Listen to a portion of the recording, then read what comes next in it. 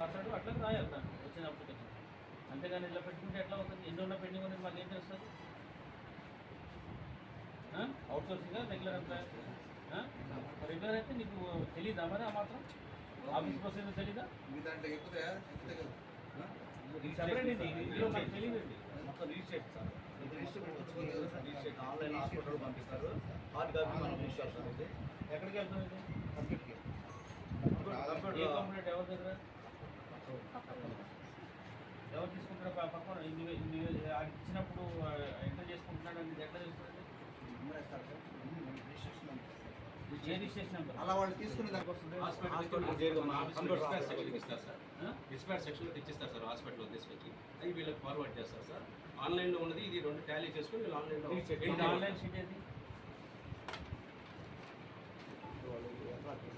ఏం టాలీ చేస్తాడు ఆయన? కంప్యూటర్లో వాళ్ళకి వచ్చిన ఇన్ఫర్మేషన్కి మనకు వచ్చిన సాఫ్ట్ కాపీతో రెండు టాలీ చేసుకుంటారు. ఆబ్స్ట్రాక్ట్ ఉన్నావు కదా సార్ చెప్పేది అది ఎన్ని వచ్చాయి ఎన్ని చేసిన గతంలో మనకు అన్ని రిజిస్టర్ ఉండేది సార్. ఈ ఆన్లైన్ సిస్టమ్ వచ్చిన తర్వాత రిజిస్టర్లు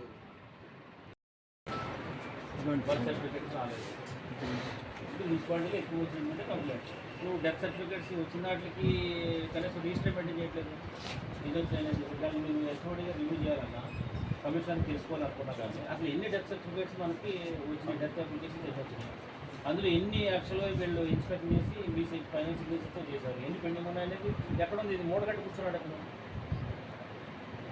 కూర్చొని చేయడానికి ఏమవుతుంది? అది ఎన్ని రీచ్ అయినాయి సార్? పెండింగ్ మొత్తం రీచ్ అయ్యింది. అవును, పెండింగ్ ఏముంటుంది? అది పెండింగ్ లేవా? అయితే పెండింగ్ ఏమి డెత్ సర్టిఫికేట్ పెండింగ్ లేవు ఇవ్వాల్సింది. వాళ్ళ దగ్గర వాటర్ ఏంటి అంటే అలా కాదు వేగ్గా చెప్పుకుంటే వాటర్ ఏంటి అది దాని అర్థం ఏంటి? ఎంక్వైరీ చేయాల్సిన ఇప్పుడు ఒక దానికైతే ఆన్లైన్ ఉందా, దట్ ఈస్ యాక్సెప్టెడ్. ఎందుకంటే గవర్నమెంట్ అక్కడి నుంచి వస్తుంది కాబట్టి ఆన్లైన్లో ఉంది. సేమ్ అది కూడా register online is nothing but registered. ఆ రిజిస్టర్ ఆన్లైన్లో రిజిస్టర్ అవుతున్నాయి. ఆఫ్లైన్లో మనకు డెత్ వస్తుంది.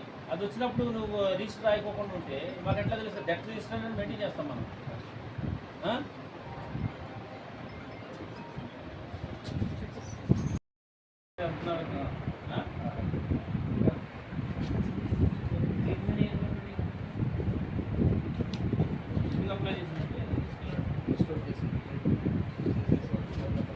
లేదా సచివాలయం స్పెషల్గా పెట్టి ఇచ్చేస్తాం సార్.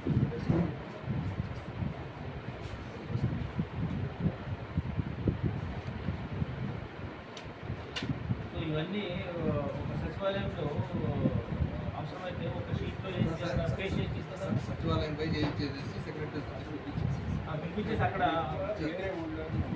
హాస్పిటల్స్కి వేరే బయట మన సచివాలయం కాదు సార్. బయట కూడా కంపల్సరీ వాళ్ళకి ఫోన్ చేయాలి. బయట కూడా ఉంటాయి.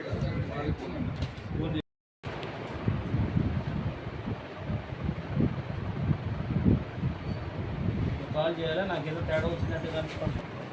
ఆయన ఏం చేస్తున్నట్టు మీరు ఏం చేస్తున్నారు అని అంటే ఎట్లా?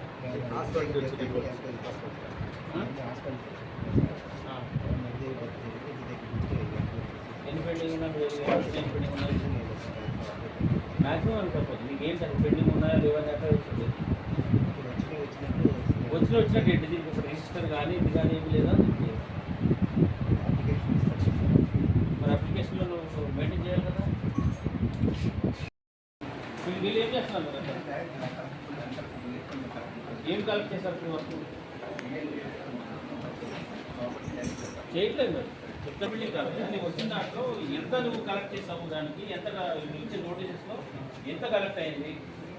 ఓకే, 500 పైసలు నీకు ఉన్నాయని చెప్తున్నారు.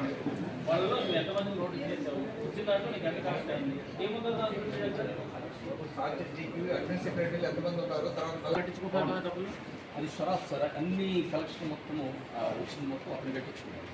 మనం ఇక్కడ ఈఆర్పీలో ఇక్కడ ఏం చేస్తున్నారు? ట్యాక్స్, వాటర్ ఛార్జెస్, రియల్టీ అతను అక్కడ కట్టేది అంటే టోటల్గా అన్ని చలాన్స్ మొత్తం డేట్ ఆఫ్ బర్త్ కానీ అన్ని అక్కడ ఈ అమౌంట్ తీసుకెళ్ళి అక్కడే కట్టారు సార్. అక్కడ సిటిజన్స్ డైరెక్ట్ కట్టడానికి లేదా? లేదు సార్.